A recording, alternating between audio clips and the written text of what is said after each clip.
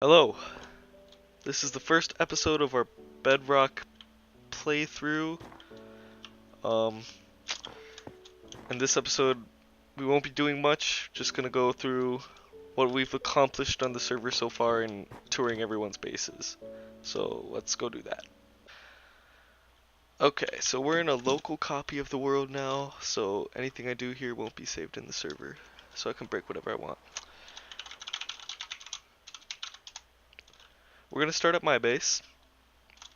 I was the first player to join the server, and I spawned over in this lighted area over here. This is our spawn, and our bases are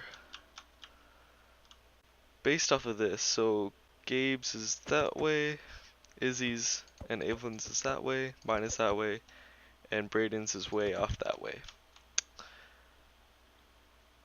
So I started and I just kind of wanted to go find a place to live, and I came upon these two mountains. And the first thing I decided to do was to build a bridge.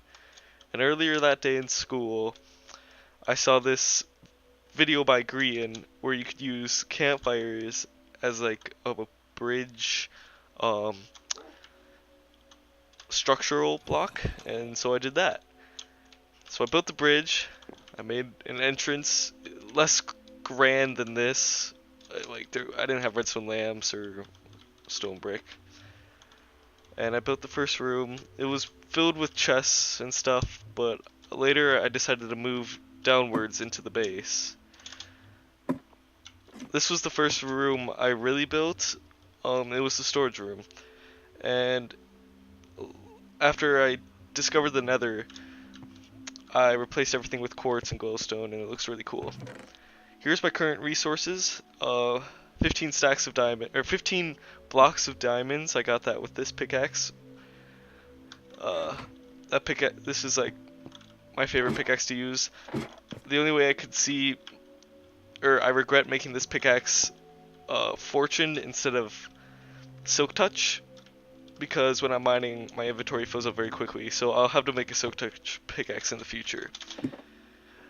Below that, we have a smelting design, or a smelting area I designed, which can smelt items pretty quickly at 4 times the speed of a normal furnace. Obviously, it evenly distributes items between all 4, and the outputs into this chest. So it's basically just a faster smelter. It's all automated, everything for me.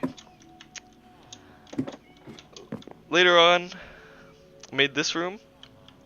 I really like the design of it, actually. Just here for enchanting and tool making. And then my village room. I'm currently trying to find a villager, a librarian that sells mending books, because mending is like the most overpowered enchantment in the game, and I don't like tools breaking. So I only have one mending tool, and I got that by trading with Izzy, whose base we will visit next. So this is Izzy's base. Izzy and Evelyn. Evelyn doesn't really play much.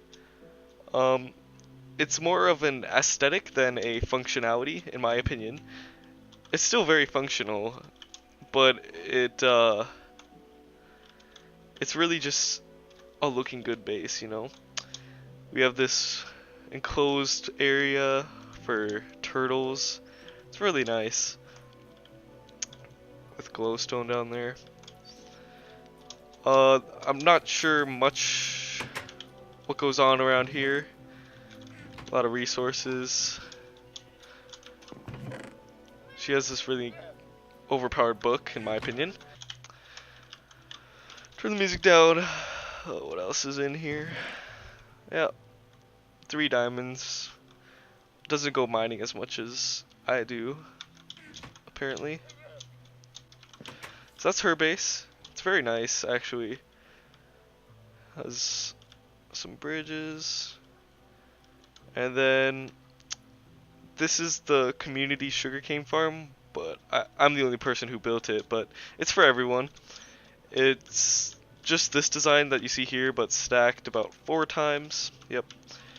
And when the sugarcane grows to this height, this side will break. Like one side is all synchronized. I'll give an example here, like that, and you can grow all these.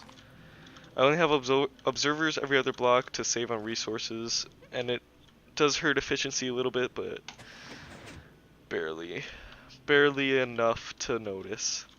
And all the items just go into this chest or this one. Okay, this is the mine. This is my strip mine. I go every 3 blocks.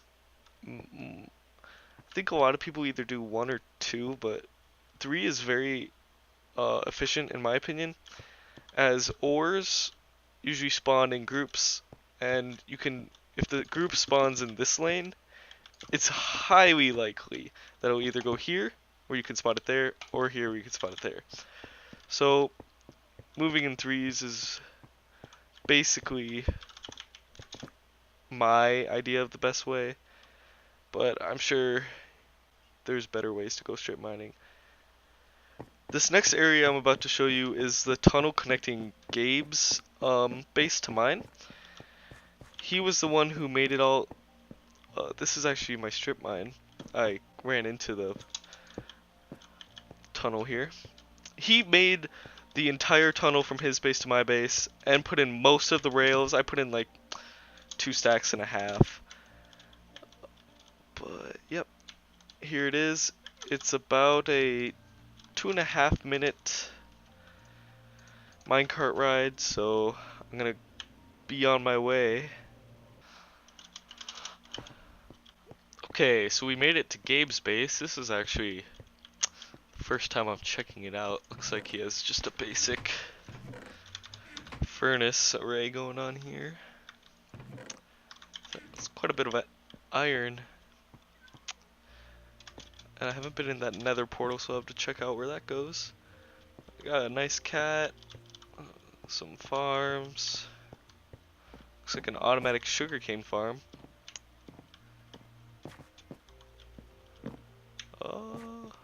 Is it working?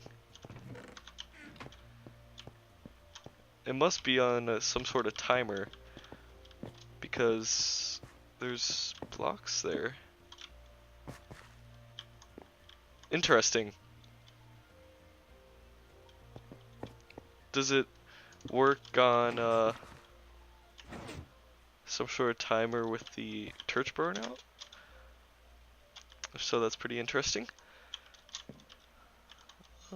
I think you made that before I made my sugarcane farm, so it's a pretty good starter farm.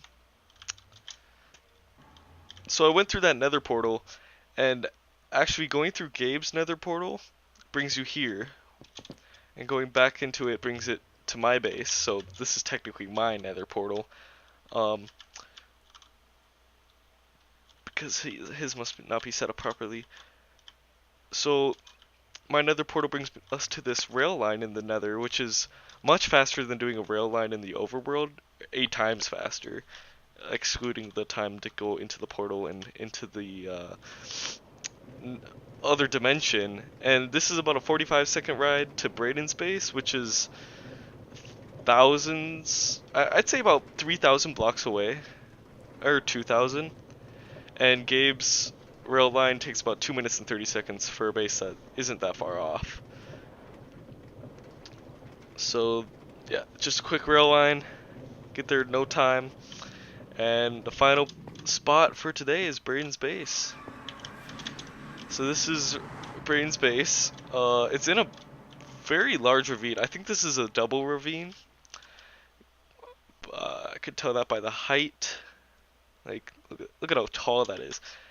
It's very interesting. When he first joined the server, he found this zombie spawner, and he made a farm out of it, and he's like, yo, got any villagers? Of course I did. I had those villagers in my base. I just breeded one, and the goal was to transport the villager from my base to here. And that's a real reason I built the rail line. I used to just run from portal to portal, but we needed to move the villager. So after 4 villagers and many failed attempts, we finally got him in there using this portal and this drop down chute, which used to drop right into the villager spot. He's also got a semi-automatic fishing farm. I think it works by you throw the rod into this water and the pressure plate detects it, and then if it disappears, it makes that sound. Some basic farms. The server is in its infancy, but we're working. Usually have quite a few people on, and yeah, this was the first episode, and next episode we're gonna be doing something very fun.